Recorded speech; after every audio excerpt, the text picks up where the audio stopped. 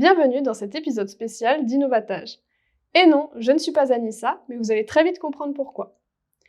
Nous recevons une personne qui a apporté sa contribution à un monde plus inclusif grâce à une innovation qui a amélioré le quotidien d'un grand nombre de personnes en améliorant la qualité de leur communication. Aujourd'hui avec nous, Anissa Mekrabesh.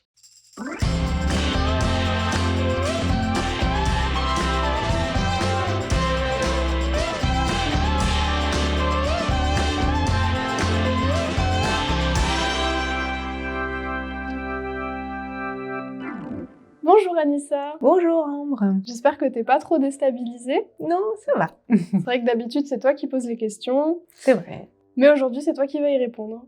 Exactement. Et oui, parce que tu n'es pas seulement présidente de Pinkle, mais tu as aussi créé un produit inclusif.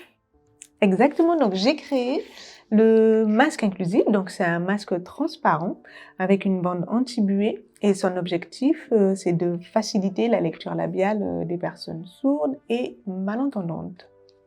Et ben, c'est un super produit qui a parlé à beaucoup de monde. Oui, énormément de monde. Et ouais, mais j'imagine que c'est pas venu du jour au lendemain. Ça fait surtout écho à ton expérience. Exactement. Alors c'est vrai que ça a commencé en avril 2020, donc pendant le premier confinement. Lorsque je me suis rendue à la pharmacie, la communication elle a été compliquée puisque j'ai une surdité moyenne bilatérale et que je porte des appareils auditifs. Et selon les situations, je m'appuie sur la lecture labiale. Et bien évidemment, avec le masque chirurgical, la communication elle est très compliquée.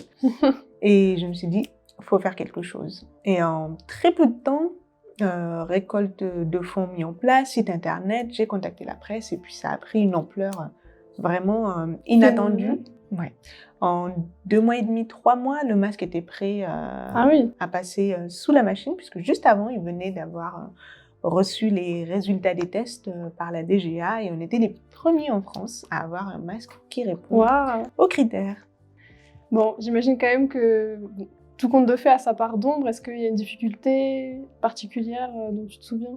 Oui, alors c'est vrai que on a eu beaucoup de chance, beaucoup de soutien, énormément de soutien, beaucoup de remerciements par email. On a même reçu les félicitations du président de la République. Enfin, ça a été une très très belle, un bon début. Oui, j'imagine, le président de la République quand même. Ah oui, ça nous a vraiment donné beaucoup d'énergie pour continuer et de recevoir tous les messages de soutien et d'encouragement. Mais malheureusement, il s'est passé des choses et c'est vrai que je dirais que la plus grande difficulté, c'est de trouver un partenaire de confiance, surtout lorsque l'on débute. On ne sait pas forcément où aller, en fait, vers qui se tourner. C'est ça, et on aurait bien voulu être en contact avec des personnes qui nous accompagnent dans le développement, mais surtout dans la bienveillance et le respect du projet. Et vraiment, on est passé par des phases très noires, mais heureusement, voilà, les clients, les personnes nous ont écrit, nous ont soutenus, et c'est ça qui nous ont... C'est le positif, quoi, Exactement. Qui vient après. Tout à fait. Super. Du coup, est-ce que tu as des retours d'expérience vis-à-vis du masque ? Oui, en 2 ans, on en a reçu énormément, et ce qui me vient en tête, c'était une personne lors de ses démarches administratives. Donc, elle a une surdité et grâce au masque, elle a pu passer à son interlocuteur. La communication, elle a pu être facilitée. Donc, elle nous a envoyé un message pour nous dire qu'elle était éternellement reconnaissante. Donc, ça fait vraiment plaisir. Et des messages comme ça, on en a reçu des centaines. Ouais, j'imagine que c'est motivant quand même. Ah, ça donne une telle énergie, surtout quand on passe par des périodes difficiles. On se dit que non, faut continuer pour ces personnes-là. Donc, vraiment, ça nous a donné beaucoup d'énergie. Ouais. Et puis, beaucoup de force aussi, j'imagine, dans une période... Comme vous dites, le Covid, c'était une période assez difficile, je pense, pour un bon nombre de personnes. On sortait plus trop, donc c'est vrai que ça a dû être...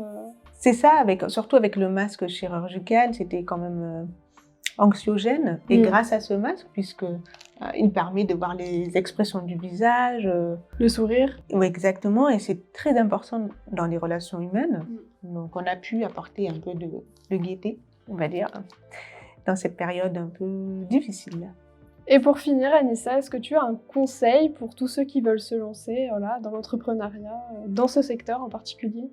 Oui, alors je dirais donc se lancer dans un projet, de l'idée jusqu'à la sortie du produit sur le marché, c'est un chemin, même par la suite, hein, c'est un chemin semé d'embûches. Mais comme je dis souvent, si c'est difficile, c'est qu'on est sur le bon chemin. Donc, il ne faut surtout pas baisser les bras. On entend souvent, c'est difficile, il ne faut pas baisser les bras. Mais c'est vrai, vraiment, il ne faut pas baisser les bras. Merci Anissa pour ce super échange. Avec plaisir. C'est la fin de cet épisode spécial d'Innovatage. Abonnez-vous pour en savoir un peu plus sur les créateurs de produits inclusifs comme Anissa Mekrabesh. À bientôt. À bientôt.